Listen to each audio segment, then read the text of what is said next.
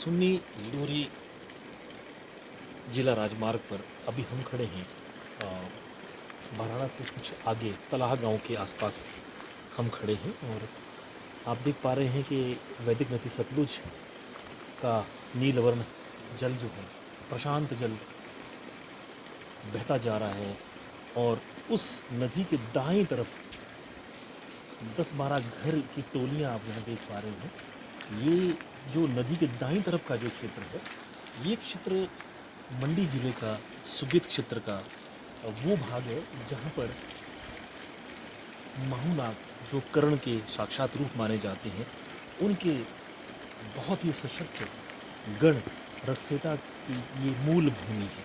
और रक्षेटा देवता जी जो कि भूत प्रेताधि बाधा से पीड़ित व्यक्ति का के दुखों का निवारण करते हैं। और उनका यहाँ जो मंदिर इस मगाण गांव में बिल्कुल एक पीपल के वृक्ष के नीचे। और एक ऐसी मान्यता यहाँ पर प्रचलित है, जब भी माहूनाग जी का नया गुड़ को अभिषेक होना होता है, उससे पहले इस मगाण क्षेत्र में बहुत बड़ी परीक्षा से उस गुड़ को गुजरना पड़ता है। आवेशित गुड़ को अपने मूल क्षेत्र बखारी से आकर के अपने ज्येष्ठ गण रक्षेता की इस मगाण भूमि पर आना होता है। और जैसे आप देख पा रहे हैं कि यहाँ पर वो नदी का बहुत गहरा जल है और इसी जल में अपनी आवेशित अवस्था में वो छलांग लगाते हैं और छलांग लगाने के बाद इस सतलुज नदी के गहरे जल से सूखी रेत को बाहर निकालते हैं। तो आप अंदाज़ा लगा सकते हैं कि शतद्रु जो नदी है वो हिमाचल में बहने वाली 5 नदी सबसे बड़ी नदी मानी जाती है।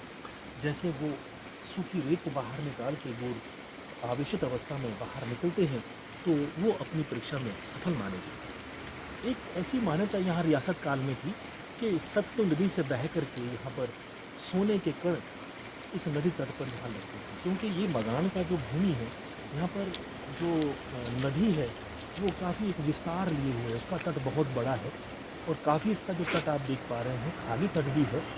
और संभव है कि इस तट पर यहाँ आकर के लोग बड़े दूर दूर अन्य राज्यों से आकर के भी यहाँ पर जो है रेत से सोने के कणों को इकट्ठा करके जो सोने को अलग करते हैं। ये परंपरा काफ़ी समय से यहाँ पर प्रचलित है। और ऐसी भी मान्यता है कि इस नदी के तट पर जो कण सोने के रेत में मिले होते थे, उन्हीं से ही इस सुगीत क्षेत्र के बहुत सारे देवी देवताओं के जो धात्विक उनके विग्रह होते हैं, मुखौटे होते हैं, उनका निर्माण हुआ। भले ही आज मगाण एक बहुत छोटा सा गांव है और 8-10 घरों की टोली है, परंतु इस गांव की जो महत्ता है वह सुगीत क्षेत्र के नागशिरों में माहूनाग की वजह से है। क्योंकि उनका जो कभी भी प्रतिनिधि गुड़ जब भी उनकी मृत्यु होती है तो इसी मगाण गांव में जो रक्षेटा की पावन भूमि है उनके ज्येष्ठ गण की, और इस नदी के गहरे जल में छलांग लगा करके यहाँ से सूखी बालू को उसको निकालना पड़ता है। इस तरह से ये मगाण का जो क्षेत्र है और ये जो वैदिक नदी सतलुज है, इसके बाईं तरफ का क्षेत्र तलाह है। इस तलाह गांव में भी माहूनाग की बहुत सुंदर यहाँ पर मंदिर है। और ऐसी मान्यता भी है कि माहूनाग जी जो है नदी के दाईं तरफ जहाँ मगाण गांव है, बिल्कुल आमने सामने ये दोनों गांव हैं। तलाह गांव में स्वयं माहूनाग जी विराजित हैं और मगाण गांव में उनके ज्येष्ठ चाकर रक्षेटा जी यहाँ विराजित है। इस तरह से मगाण गांव जहाँ सतलुज नदी का वो तट है जहाँ पर सोने के कण मिला करते थे और उन सोने के कणों से यहाँ के देवी देवताओं के जो हैं वो धात्विक विग्रह बनते थे। और ये वही स्थान है जहाँ पर माहूनाग के नए अभिषिक्त होने वाले गुड़ को इस गहरे जल में छलांग लगा करके सूखी बालू को बाहर निकालना।